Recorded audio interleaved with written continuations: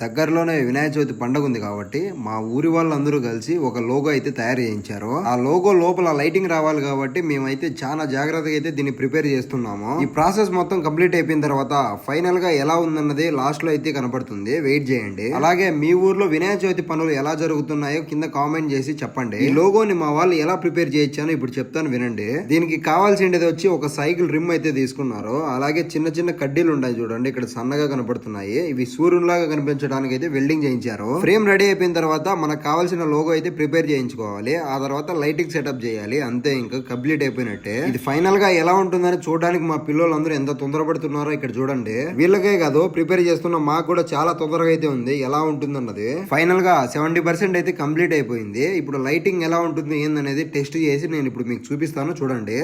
మొత్తానికి lighting setup అయితే complete అయిపోయింది. మీకు నచ్చిందో లేదో కింద కామెంట్ చేయండి. అలాగే మన ఛానల్ని సబ్స్క్రైబ్ చేయండి.